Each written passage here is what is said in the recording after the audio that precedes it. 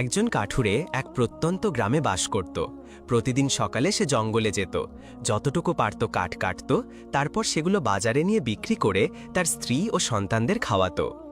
একদিন কাঠুরে যখন জঙ্গলে পৌঁছে তার কুড়াল তুলল, তখন একটি সাদা দাড়িওয়ালা জিন তার সামনে হাজির হলো। জিন তাকে বলল, তুমি এখানে এসে আমাদের বিরক্ত করছো, এসব গাছ কাটা বন্ধ করো এবং এখান থেকে চলে যাও। কাঠুরে উত্তর দিল, আমি আর আমার স্ত্রী সন্তানরা তাহলে কি খাবো? জিন কিছুক্ষণ মাথা নিচু করে রইল, কারণ সে দরিদ্র মানুষটির প্রতি সহানুভূতি অনুভব করছিল। তারপর সে তার দিকে তাকিয়ে বলল, আমি তোমাকে কাঠের বদলে অন্য কিছু দেব। কাঠুরে অবাক হয়ে জিজ্ঞেস করল, আপনি আমাকে কি দেবেন? আপনার কাছে তো কিছু দেখছি না। জিন বলল, তোমার পেছনে তাকাও। কাঠুরে ঘুরতেই দেখল একটি ভেড়া, যার অর্ধেক সাদা এবং অর্ধেক হলুদ। কাঠুরে বলল, এটা তো শুধু একটা ভেড়া।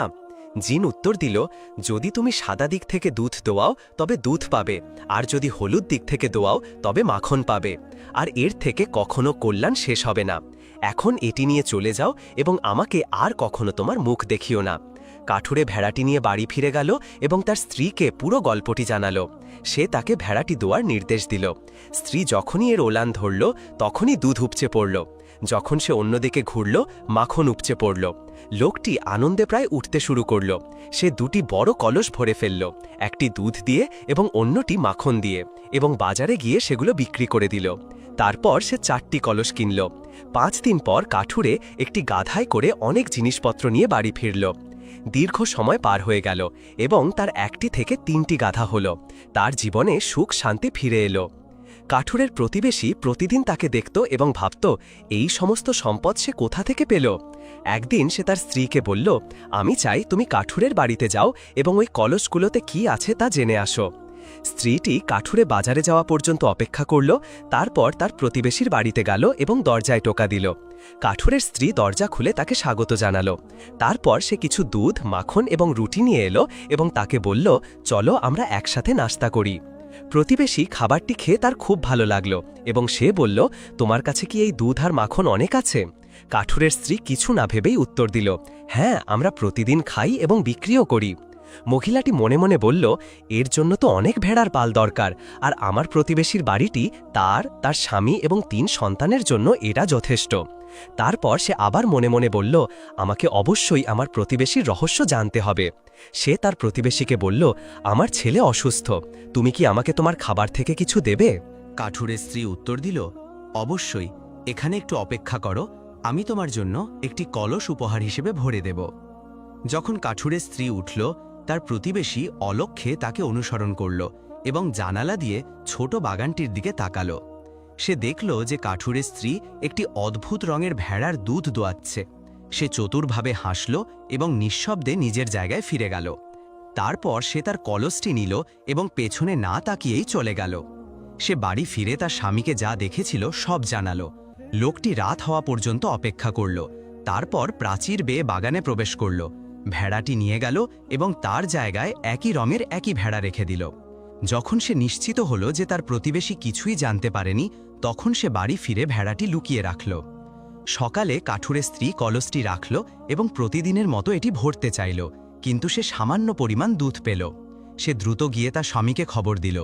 লোকটি ছুটে এলো, ভেড়াটির দিকে তাকালো এবং চিৎকার করে বলল, এটা আমাদের ভেড়া নয়, কেউ আমাদের ভেড়া চুরি করেছে। তারপর সে তার স্ত্রীর দিকে তাকিয়ে জিজ্ঞেস করল, গতকাল রাতে আমাদের বাড়িতে কেউ এসেছিল কি? স্ত্রীটি তার প্রতিবেশীর সাথে যা ঘটেছিল তা তাকে জানালো। লোকটি রাগান্বিত হয়ে বলল, আমাদের প্রতিবেশী ছাড়া আর কেউ নয়, সে একজন নীচ লোক। কাঠুরে বিচারকের কাছে গিয়ে তার প্রতিবেশীর বিরুদ্ধে অভিযোগ করল। বিচারক সৈন্যদের তাকে নিয়ে আসার নির্দেশ দিলেন। লোকটি সৈন্যদের সাথে হাজির হল এবং যখন বিচারক তার মুখোমুখি হলেন, তখন লোকটি বলল, এই লোকটি পাগল, আপনি কি কখনো এমন ভেড়ার কথা শুনেছেন যা দুধ এবং মাখন দেয়? বিচারক কাঠুরেকে বললেন, আমি তোমাকে আর কখনোই এখানে দেখতে চাই না এবং তোমার প্রতিবেশীকে বিরক্ত করবে না, অন্যথায় আমি তোমাকে শাস্তি দেব। কাঠুরে দুঃখ ভারাক্রান্ত হৃদয়ে বাড়ি ফিরে গেল এবং তার কাছে যে টাকা ছিল তা খরচ করতে থাকল যতক্ষণ না তা শেষ হয়ে গেল। তারপর সে কলস এবং গাধাগুলো বিক্রি করে দিল। তার কাছে আর কিছুই রইল না এবং তার সন্তানরা ক্ষুধার্ত হল। একদিন সকালে কাঠুরে তার নিজের ওপর লজ্জিত হয়ে আবার জঙ্গলে ফিরে গেল। সে কুড়াল দিয়ে গাছের গুড়িতে আঘাত করতে শুরু করল। জিন আবার তার কাছে এলো, তার মুখে রাগ ফুটে উঠেছিল। জিন বলল, আমরা কি একমত হইনি যে তুমি আর এখানে আসবে না?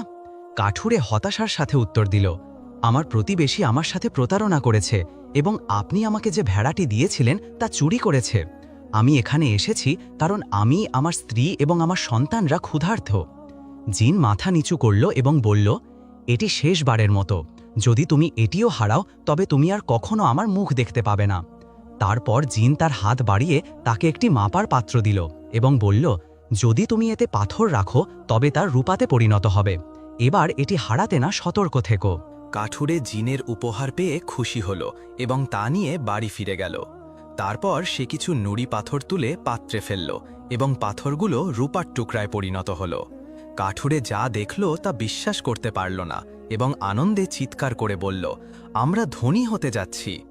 তারপর সে তার স্ত্রীর দিকে ফিরে বলল, তাড়াতাড়ি করো, যাও আমাদের প্রতিবেশীর আজ থেকে একটি বাক্স নিয়ে এসো, যেন আমরা এটি রূপা দিয়ে ভরে বাজারে নিয়ে যেতে পারি এবং খাবার ও নতুন বাক্স কিনতে পারি। স্ত্রী দ্রুত তার প্রতিবেশীর কাছে গেল এবং বলল, আমার একটি বাক্স দরকার, আমি কাল এটি তোমাকে ফিরিয়ে দেব। তার প্রতিবেশী তাকে একটি পুরনো বাক্স দিল এবং মনে মনে ভাবল, তারা এতে কি রাখবে, তাদের তো কিছুই নেই। তারপর কাঠুরে বাজারে গিয়ে রূপা বিক্রি করল এবং বাড়ি ফিরে তার বাড়িটি আবার তৈরি করল। তার স্ত্রী সুন্দর কাপড় পরত এবং তার সন্তানরা ভালো খাবার খেত। তাদের প্রতিবেশী তাদের দিকে তাকাত এবং মনে মনে বলতো, তারা আমাদের কাছে খাবারের অবশিষ্টাংশ চাইত, আর এখন তাদের অবস্থা বদলে গেছে এবং তারা আমাদের চেয়ে ভালো অবস্থায় আছে।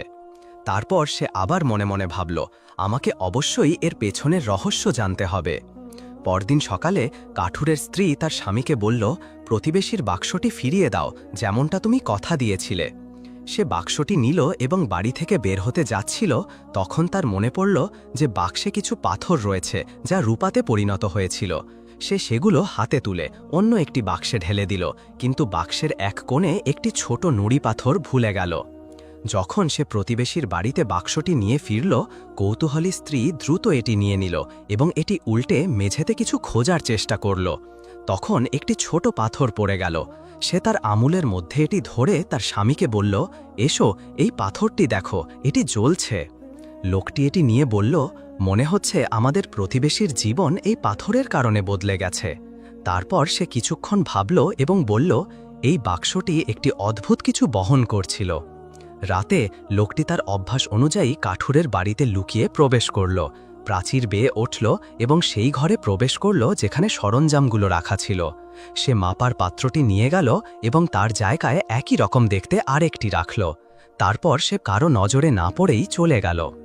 সকালে কাঠুরে কিছু নুড়ি পাথর তুলে মাপার পাত্রে রাখল, কিন্তু পাথরগুলো আগের মতোই রইল। সে চিৎকার করে বলল, কি হয়েছে? সে এটি আবার চেষ্টা করল, কিন্তু কিছুই পরিবর্তন হল না। সে মাপার পাত্রটির দিকে তাকিয়ে বুঝল যে এটি তারটা নয়। সে তার স্ত্রীকে বলল, মাপার পাত্রটিও চুরি হয়ে গেছে।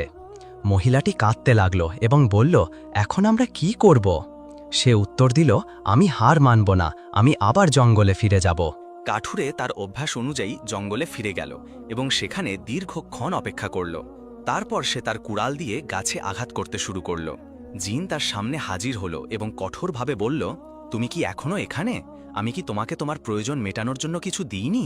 কাঠুরে চোখ ভরা জল নিয়ে উত্তর দিল, আমার প্রতিবেশী দুবার আমাকে চুরি করেছে। আপনি যখনই আমাকে কিছু দিয়েছেন সে তা চুরি করে নিয়েছে। জিন মাথা নিচু করল এবং বলল, এটি শেষবারের মতো। যদি তুমি এটিও হারাও তবে তুমি আর কখনো আমার মুখ দেখতে পাবে না। তারপর জিন তার হাত বাড়িয়ে তাকে একটি ছোট কাঠের বাক্স দিল এবং বলল, যদি তুমি এটি খোলো তবে এর ভিতর থেকে একটি ছোট মানুষ বের হবে যে তোমার আদেশ মানবে, যে তোমাকে অন্যায় করেছে তাকে আঘাত করবে এবং তোমার সম্পদ রক্ষা করবে। তারপর সে বাক্সে ফিরে যাবে, এটি যত্ন করে রাখবে এবং এর সাথে খেলা করবে না। কাঠুরে বলল, আপনাকে ধন্যবাদ উদার জিন। সে বাক্সটি নিয়ে তার বাড়িতে গেল এবং এটি খুলল। একটি ছোট মানুষ বের হয়ে এলো এবং বলল, আপনি আমাকে কি আদেশ করেন? কাঠুরে বলল, যাও, বাড়িটি পরিষ্কার করো এবং আমাদের জন্য রান্না করো। ছোট মানুষটি তার কথা মানল এবং আদেশ অনুযায়ী কাজ করল। তারপর সে বাক্সের ভিতরে ফিরে গেল। পরিবারটি তাতে খুশি হল এবং সুখে ও শান্তিতে বাস করতে লাগল। কিন্তু কাঠুরে তার অধিকার ফিরিয়ে নেওয়ার জন্য দৃঢ় সংকল্পবদ্ধ ছিল। সে ছোট